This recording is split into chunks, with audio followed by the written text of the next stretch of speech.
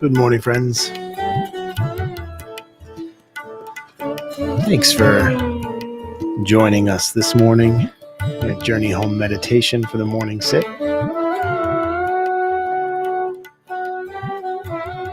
It is definitely exciting to be back today and getting some more functions that we've been waiting for. So let's do a little contemplation, some breath work, and try to be happy to be here.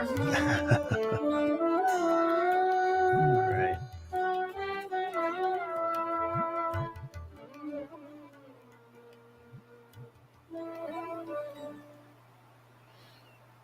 I am very, very happy to be back today. It has been quite some time since we've been able to share this space here in Journey Home Support Services. We've been doing a lot of renovations over the last couple of months, and we are at the place now where we can not stop and completely rest, but we can catch our breath a little bit. We can invite people in for groups, which is just it's really feels like when a space or a relationship is not able to accommodate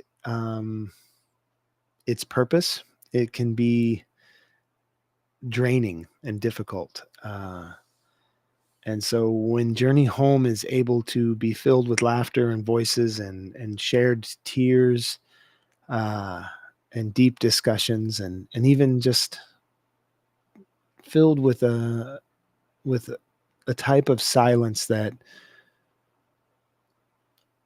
is beyond just comfortable, but is nurturing and healing. When we share silence together in a space like this, it feels like the space is able to open itself and to become. I don't know if that makes sense, but to me it does. And I feel that way about relationships. When we are not able to open ourselves in these relationships that we have, maybe we're closed because of fear of rejection, or we're closed because of anger over something hurtful that is happening or has happened in the past with someone. It's like we're in renovations ourselves, right? It's like we are shut down to anything new, and we are working on the parts and components that may have suffered some damage.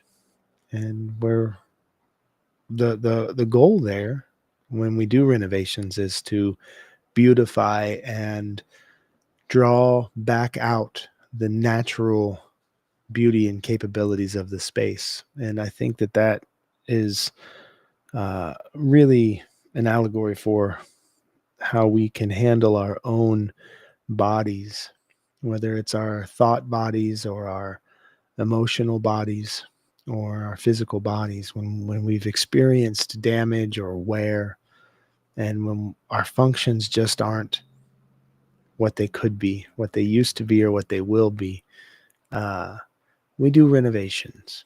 And so I'm happy to have been able to be a part of every aspect of the Journey Home renovations, because I feel like there is,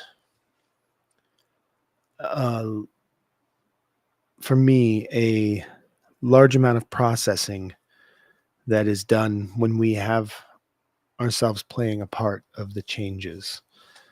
When change is coming from outside, if we are not showing up for it and are right there, it can feel like an intrusion more than introspective shift. And I'm just so grateful in this moment. I just want to sit in this moment with gratitude to be able to be hands-on with the changes that are occurring in my life. A lot has been happening for all of us since I was here to share a morning practice with anyone. Uh, so much has changed so quickly.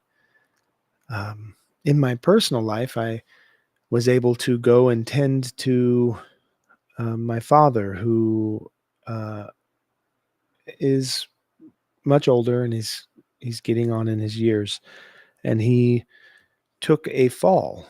And my father's lived alone for a number of years now, maybe 8 years, and I think there's a point where living alone in this way, in this culture,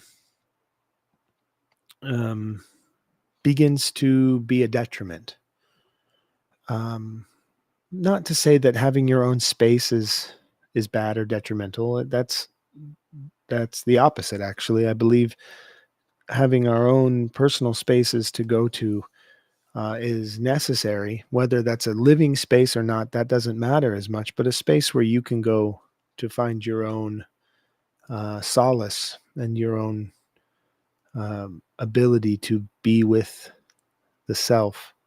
That's very important. But this culture that we have developed together over the past number of decades, maybe 50 years, I don't know exactly how long it's been since we've been doing this, but we have developed this way of living where our elders are now living alone, um, uncared for, untended to. And many are obstinate about this. Many want to be alone. They want to live in their own space. They don't want to leave their homes, which is understandable. But in the hustle and bustle and the rush of all that we have to do, we find ourselves moving around, uh, becoming farther away from our families or our communities and our people that we could have a safety net with. Uh, and this is, I think, to our detriment. Um, we're seeing a lot of suffering right now around economic and political policies that are disenfranchising millions of people, especially our elders, of the necessary funds that they require to live even a meager existence. And it just brings up for me all of these, what I see as clear points for caregiving. Like, these are clear places where we can give our care. Um, and that means maybe shifting the way we have culturally been trained or programmed to consume individually, to think individually, to live individually. Um, and we have all of these seniors who live alone, and senior citizens in our country is the highest growing population for becoming unhoused. Um, I think there's no coincidence here. So when I had the opportunity to go spend that time with my father and help tend to his physical needs and our shared emotional needs and our shared spiritual needs, um, I got to go through everything that he owned. I touched with my hands everything as he's transitioning from living alone, where it was becoming unsafe for him, into living in a what we call assisted living. It's basically group home style living, because he does not want to leave uh, his place of birth. He wants to stay there, and he wants to die there.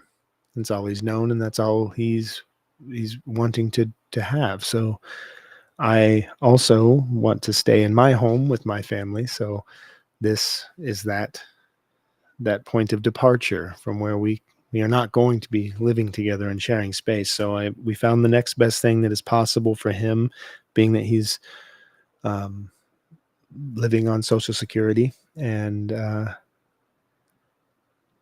so we put him into this facility, and in doing so, I had to pare down all of his belongings. And this is a 74-year-old man's life that I went through piece by piece. and reduced it down in size to a suitcase and a box. But I put my physical hands on each thing, and there was a lot of pain in my father and I's relationship, and there's a lot of pain in my father in his life, a lot of suffering, and the ability to partake in that has been so opening to me, uh, beyond ideology or thought and into physical practice. Uh, it's this very engaged form of grieving that I am simply in awe of in these moments, just in awe. And that's where I've been. That's what I've been doing, as well as grieving um, what we thought we may have had. Many of us thought we may have had this social safety net in place, whether that was based upon my white privilege that I've had, that sort of white umbrella that I've had my entire life. That we create these um, feelings of permanence when we find something that's safe and something that works, and we believe this will be permanent. This will somehow last, and it doesn't. It doesn't, because nothing is permanent, and um, this shift right now is scary as it is, and it is terrifying, and for many people it is also, I think, a profound opportunity again for us to engage with our grief and engage in our practices together. And even if we are paring things down and getting rid of things, letting go of things, there is joy and celebration here to be had. There's joy and celebration in the possibilities that exist for coming together. And I was thinking about that this morning on my drive in, um, the possibilities of coming together.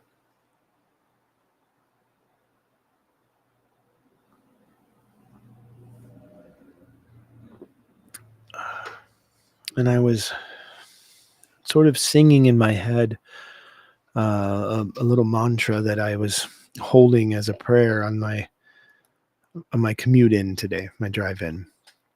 And it was that when there is compassion for all, there will be compassion for the self. When there is peace for all, there will be peace for the self. And when there is justice for all, there will be justice for the self. And when all needs are met, there will be no more needs. You know, this, and then it's very simple. It's very simple. It's almost trite how simple it is. It almost sounds like a bumper sticker rhetoric of some sort. But think about the complexities of what that means. Uh, Instead of working from this place as an individual, right? We need to remember that uh, as a single person, a singular person, I am a part of the all. Always, the all is made up of each of us. So even in our singularity, even in our individualism, even in our belief, whether failed or proven by material science or whatever that belief may be, that we have this individual experience, we are a part of the all. And there really is no way to find things as an individual that we don't have as a collective. Our experiences are both collective, and our individual experiences become collective, right? So we experience the group and the group experiences us. But on a deeper level, on a more um, less temporary level, there is a oneness. There is. And the individualism, I think, is just simply an experiment that we all go through. Um, we can know that that the end will be the same for each of us all the time and always has and always will. We can know this. But there is something in our experiences that make us seem to want to explore the individual. Um, but I think we can get wrapped up in our individualism and forget that we are part of the all. And that if my individual beliefs require that some go without, then we all go without. If my individual beliefs require that some are disenfranchised, then we are all disenfranchised. Um, there was a teaching from the Wobblies, um, a workers' unified movement that started in the late 1800s in the U.S. and became a global movement that's responsible for a lot of the changes in um, our work culture, such as the 40-hour week and things like that. These all weekends, the fact that there's not 9-year-olds working in the mines. All these things are the the fruits of the labor of the Wobblies and other such anarchist workers unions. And they have a saying, a teaching that says an injury to one is an injury to all. And it's this teaching to remember that we cannot avoid dealing with the suffering of even the individual. Because if we avoid that, we are all avoiding the suffering. And then we all suffer, right? We all suffer that. Um, and these are all the things that this may sound like it's all these disparate thoughts, but they're all really connected in the way that I'm experiencing my life right now as reckoning my individualistic belief against my knowledge of oneness, and finding that place where those things can, like, where do they work together? Where do they intersect? Where do where are they necessary for one another? Because I find it difficult to grasp a notion that so many of us could be so far off base that the individual is not necessary. I think it is. I think there's something that each of us are doing here that is benefiting us in some way eventually.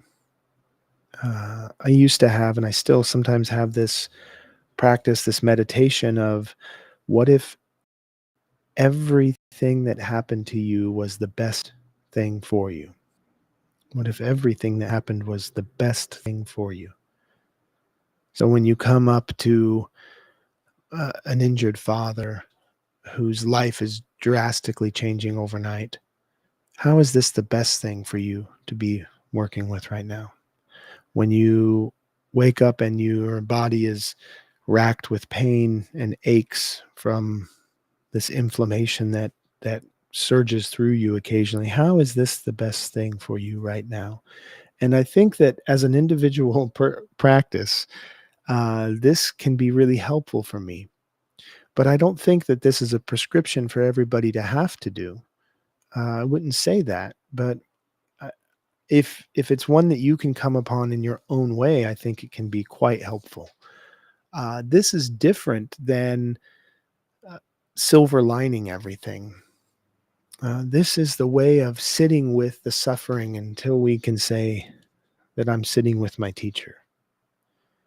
Um, when we can transform the relationship and the way that we view pain that we are experiencing in that moment, then we can become aware that this is coming from within, not from without. It's coming from within. So as I'm handling all of my father's belonging one by one, and I'm feeling that pain, that is the pain that's coming from within. That is my voice. That voice is guiding me deeper inward. It's guiding me to go deeper into that experience. And the deeper I go into that individualized experience, the more I become open to the wholeness of my existence, the oneness of me being here, that his suffering and my suffering are now one.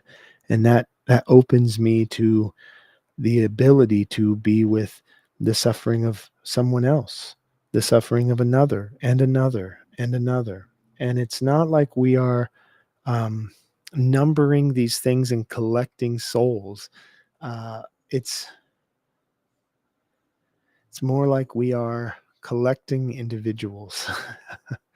I don't know how to place that word because we're not collecting it as a way to keep it. It's more like we are accommodating. That's the word. We are accommodating more. We are making room for more to exist. And that accommodation, when we can accommodate more, we become more. We become more. The more we can accommodate, the more we become.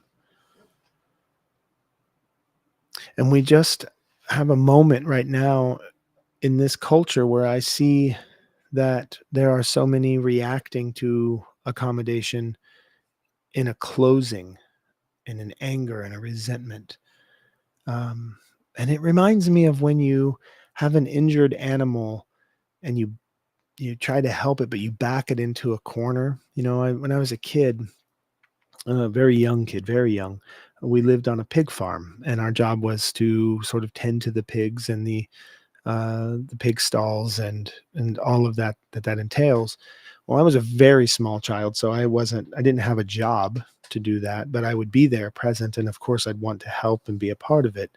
And I remember that we had this one sow who she was very, very aggressive, and she was terrifying. She was strong and big and forceful, and as you know, a 2.5, 3 year old, this is some of my earliest memories. Um, this animal may as well have been an elephant. This animal was huge to me, and it smelled terrible, and it was angry, and it had these teeth, and I could watch it just rip through bone. We would take our food scraps out and give to the pigs, and this, or maybe they were hogs. I don't really know the difference. Pardon my ignorance, but this particular sow, she would just, I could watch her just tear through, carcasses of chickens and just breaking it apart. And it was terrifying to me. And she was really aggressive. And, but my family still had to clean that pen. And so they would like toss food scraps into one place and then they would go clean. But if you were to sort of approach that sow and she were backed in and she didn't have a place to go, she would get very aggressive with you. And she would be mean and she would, to her own detriment, she would thrash and gnarl. And I kind of see that happening right now with parts of our population who, they're behaving in this way as if they're some sort of an injured animal that's being backed into a corner and they can't see anything but this need to attack and attack and attack.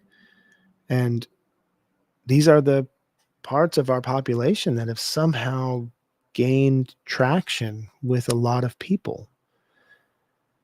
And they're vicious and they aren't able to see beyond um, their own justifications for their violence and their vengeance and their anger. And I just remember um, that's the sow of all of the pigs. That's the sow that I remember because I always wanted so badly to sit with that sow and have her be kind and have her feel kindness. The other pigs I'd get to play with the baby piglets and it seemed like they would laugh and I would laugh and we would play and have a good time. And I just wanted so badly for that suffering pig um, to be able to feel joy. But all that pig could do was consume and destroy. And I see that kind of behavior from where I stand right now with, the Trumps and the Musks and all of their rabid supporters right now. But I'm remembering in my practice that, you know, all means all. And so they are a part of the allness of what I'm experiencing as well. And maybe they're just needing to thrash about right now. So what do we need to do? I feel like we have the opportunity to hold space in a new way and to be gentle and strong at the same time. Uh, Gentleness is not weakness; it's a strength, and um, finding our way into that gentleness as we process through all of these things that we're letting go of. I think there's an opportunity here. Those are a lot of words. I've been talking for a long time today, but it has been a long time. So there's a lot of, all of these words that I'm saying, I could boil it down to I am very, very grateful to be connecting. And this is just my nervous way of doing that. All of the words and the thoughts, sharing the ideas with one another. This is all just ways that I have learned to say, I love you. You love me. Can we all be loved? Yeah, that breaks it down right there. Yeah.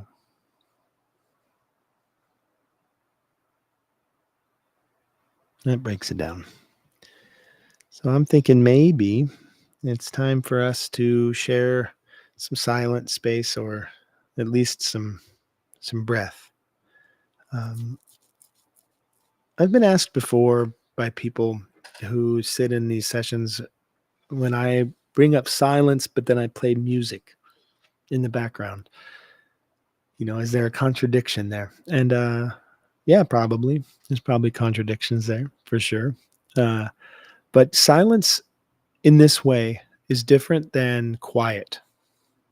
It's not necessarily denoting a lack of sound. Silence in this way is a way to be with the sounds that are without being taken away by them. They're not taking us away. And so the sounds that I play in the background are sounds that I have found to be sort of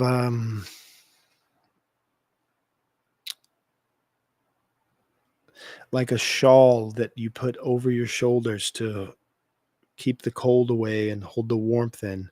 The sounds that I play sort of help me to keep my focus inward so that I don't have to be taken away by the things outside. And if not for you, that's okay. You can mute your volume or turn it down, or maybe we can just meet again on another practice. But I'm going to play some sounds today that help me to find that place. So as I prepare this, let's get into our meditation posture. Now I'm seated in a chair, so I have my feet flat to the floor, and I have my spine sort of straightening up, and like my head is pulling towards the sky. My shoulders drop and relax, and my arms are at my side with my palms facing upward, just resting gently on my lap. And this is my meditation posture for right now, because this is how I find balance in my body. However you find balance in your body, work towards that space.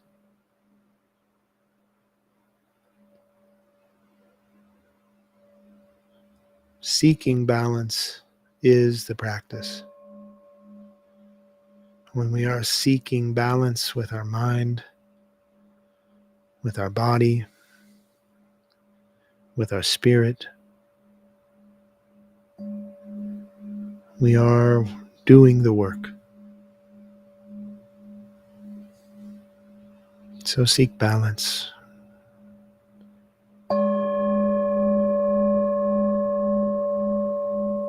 Learning how to accommodate. Breathing in through the nose to the bottom of the belly.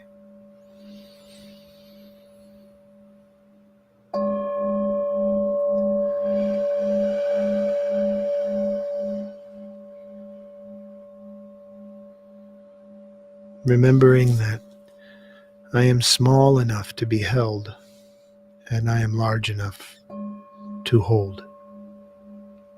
I can create space for all of it. I can create space for all of it. Breathing in and release.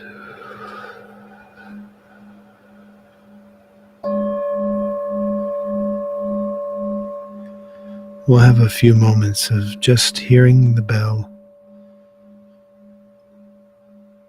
and breathing.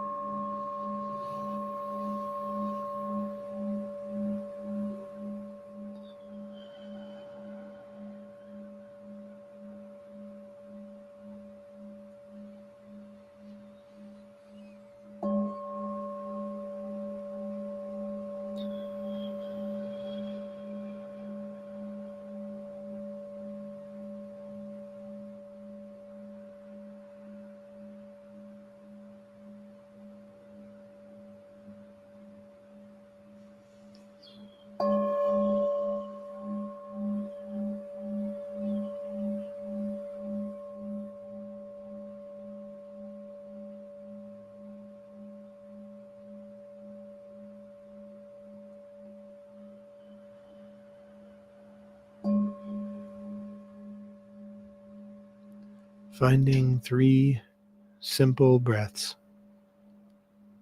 That's the entirety of the work. And it is very simple, but it's not easy. Finding 3 simple breaths. Breathing in through the nose, filling the belly, relaxing the body and releasing the breath. Breathing in through the nose, filling the belly, relaxing the body, releasing the breath.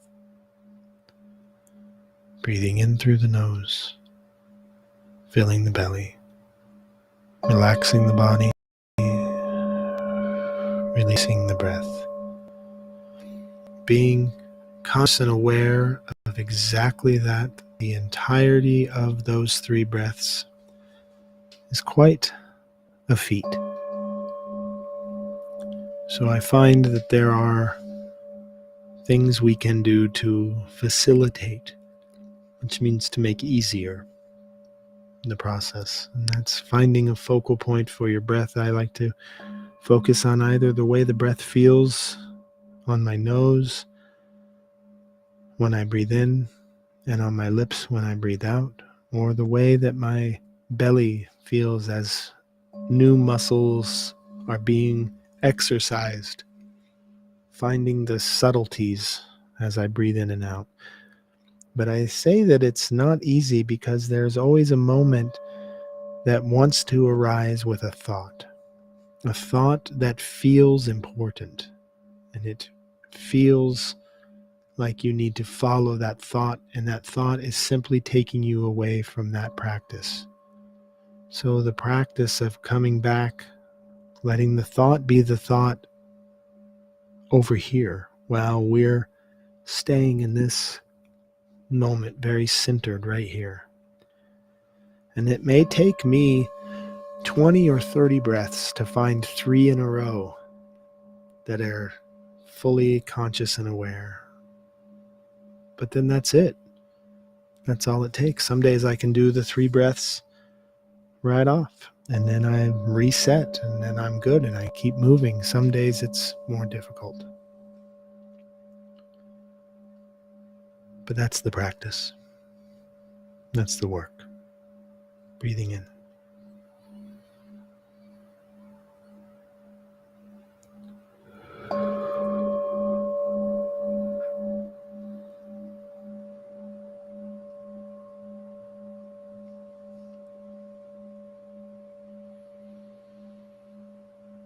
Thanks for being here this morning.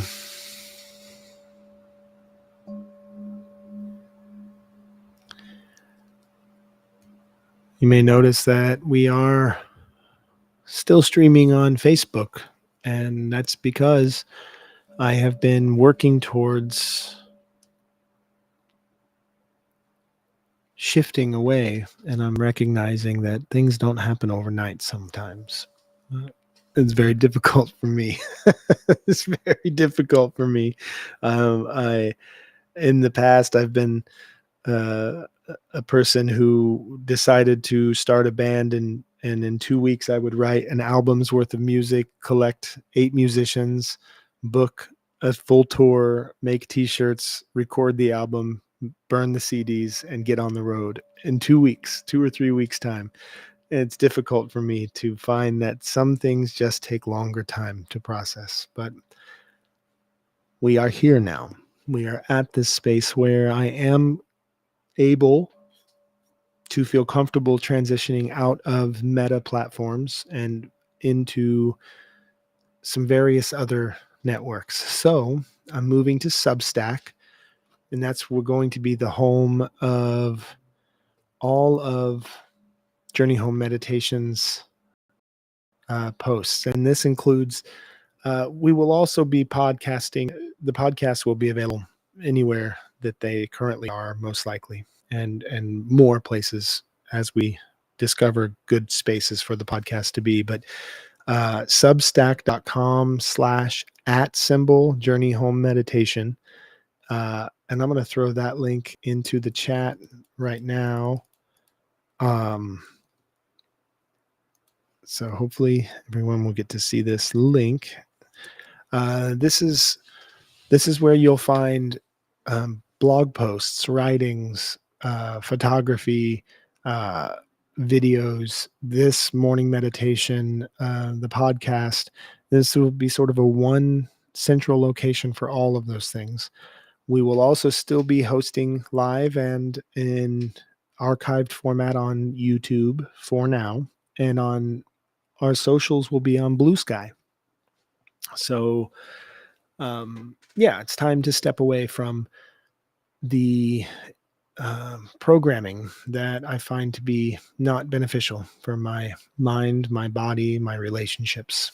So I'm stepping out after something like 15 years of countless dedicated hours scrolling through advertisements and programming on Facebook. I'm done. And it's a very difficult one to step away from because I have a lot of codependent tendencies, and those codependencies make it difficult for me to step out of social situations where I am sort of feeding this addiction to acceptance, or this addiction to accolades, or anything like that. And I'm finding that it's time for me to step away from that. So I'm doing that.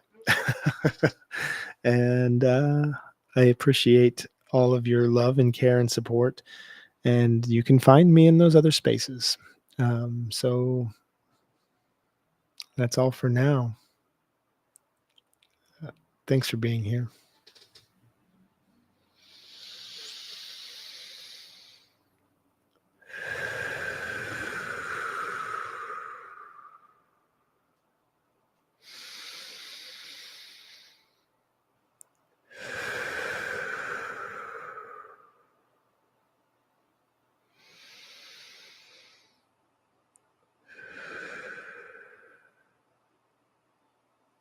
Hari Om. Tat Sat. Please go in peace.